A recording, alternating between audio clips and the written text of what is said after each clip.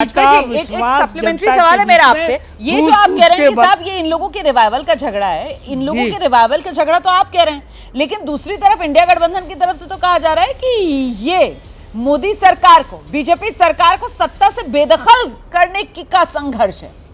आप इसको इनके रिवाइवल की बात कर रहे हो सर, ये आप लोगों को सत्ता से हटाने की बात कर रहे हैं सर? नहीं ठीक है ना, अरे तो इनके हटाने से कैसे हट जाएगा? अभी 3 तारीख को रिजल्ट आए हैं 3 राज्यों के जो भी आए थे, क्या हुआ उसमें?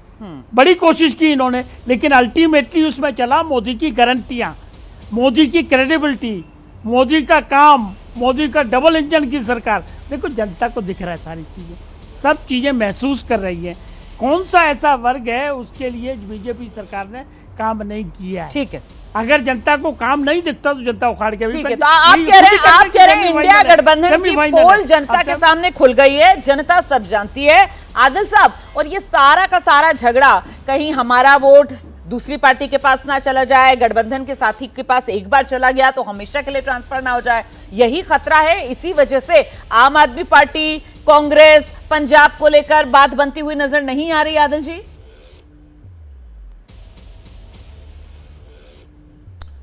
देखिए, मुझे लगता है कि जहां पर लीडरशिप होगी, जहां पर डेमोक्रेसी होगी, वहां पर होगा, वहां पर आपस में बातचीत होगी। अब देखिए, इंडिया अलायंस के साथ जितने भी दल हैं उनका अपना अपना अस्तित्व है। वो कहीं किसी राज्य का कोई मुख्यमंत्री है, कहीं कोई मुख्यमंत्री रह चुका है, कहीं पर कोई बड़ा नेता है, सबके अपने अपने अस्तित्व हैं सारी पार्टियों के। दूसरी तरफ इनसे जरा पूछिए कि जो 40 दलों का गठबंधन बना करके बना हुआ है एनडीए, कभी ये भी तो मिल लें, कभी ये भी तो पूछ लें। और रही संवाद की बात, तो देखिए रोमाना जी, वहां संवाद हो ही नहीं सकता। अब छगन भुजबल मोदी जी से क्या पूछेंगे, जिनकी ईडी की फाइल कोर्ट में यह बता दिया गया कि जी फाइल गायब हो गई। अब नारायण राणे मोदी जी से क्या सवाल करेंगे? ये तो पूछ भी नहीं सकते बेचारे कि मुझे 3 सीट दे दो, 2 सीट दे दो, 1 सीट दे दो। इनको तो जितना बोल दिया जाएगा उतने सीट पर इनको चुनाव लड़ना पड़ेगा, इनकी मजबूरी है, क्योंकि इनके सबके भ्रष्टाचार को मोदी जी ने छुपा रखा है। अभी वाजपेयी जी कह रहे थे गारंटी की बात, भाई साहब हम भी तो उसी गारंटी की बात कर रहे हैं जो 2014-2019 में भारतीय जनता पार्टी ने इस देश के साथ किया था। आपने कहा था 2 करोड़ रोजगार देंगे, 18 करोड़ रोजगार कहां मिले? आपने कहा महंगाई कम करेंगे, गैस के सिलेंडर के दाम आपने 350 रुपए में देने का वादा किया था, आज 1000 से भी पार है। आप 35 रुपए में सिलेंडर बेचने की बात कर रहे हैं, 35 रुपए में पेट्रोल और डीजल बेचने की बात कर रहे थे, आज सैकड़ा पार है। आप आज महिलाएं परेशान है, छात्र परेशान, नौजवान परेशान, तो आपकी कौन सी गारंटी है? आपका जुमला है, जवाब ले लें, सामने आप लगातार बोलते रहते हैं, जवाब ले लें, झूठ का जुमला है। आदिल साहब, आपकी पार्टी की 2 राज्यों में सरकारें हैं ना, और अभी जो चुनाव हुआ था उसमें 3 राज्यों में बीजेपी जीत गई है, बीजेपी की प्रवक्ता बैठी हुई हैं, इतने सारे आपने सवाल उठा दिए, अब जरा जवाब तो सुन लीजिए ना उनसे। शाजिया, आइए जवाब दीजिए। देखिए, सबसे पहले तो देखिए, जब भी बात होती है और गठबंधन की, खासतौर से इंडिया अलायंस की, जिसको हमारे सब साथी लोग यहाँ पे इंडिया अलायंस बोलते हैं, तो मैं बता दूं, क्योंकि आप लोग खबरों में हैं, क्योंकि आप लोगों के बीच में सीट शेयरिंग को लेकर ऐसा तकरार बना हुआ है, ऐसा ज़्यादा कि मैं क्या कहूँ कि जब रात है ऐसी मतवाली, फिर सुबह का आलम क्या होगा।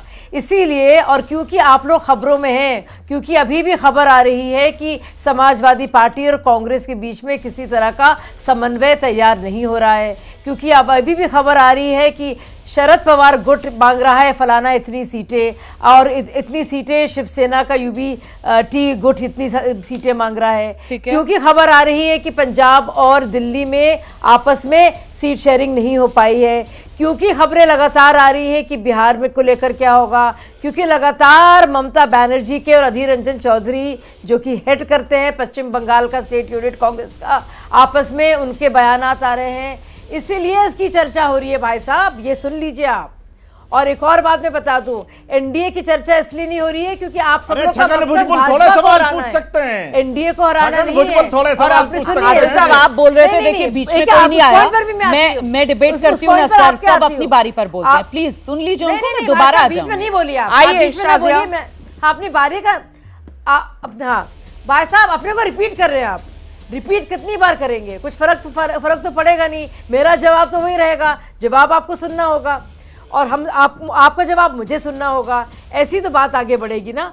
तो आप ये सोचिए कि आप एक दूसरे को कन्विंस नहीं कर पा रहे हैं कि आपको कितनी सीटें मिलनी चाहिए। बिल्कुल। और अगर आपको भाजपा से लड़ना है, क्योंकि आपका तो एक मकसद है कि भ्रष्टाचारी सारे, परिवारवादी सारे इकट्ठा हो जाए, भाजपा को किसी तरह से हराए, तो जाहिर सी बात है भाजपा अपनी मजबूतियों की बात करेगी। लेकिन देश के लोगों के लिए, जिसमें वोटर और कार्डर दोनों शामिल है, आप सोचिए उनके लिए क्या है इसमें लड़ाई में, कि क्यों अखिलेश जी इस बार आ रहे हैं, राहुल जी के साथ आ रहे हैं, मायावती के साथ नहीं आ रहे। ठीक है। ममता बनर्जी किस तरह से मैनेज करेंगी, बात रख रही है शाहजेल में यहाँ पर। जैसे ही घड़ी का काटा दोपहर 2:30 पे आए, बबीता जी का दिल सास बहू साजिश के लिए मचल जाए। और ये है इनकी बहू, पूरे दिन ऑफिस की टेंशन हो जाए गॉन जब ये करें अपना फेवरेट शो फ्री टाइम पे ऑन।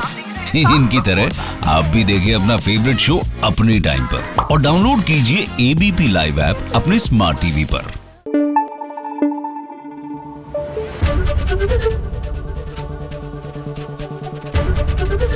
एबीपी न्यूज आपको रखे आगे।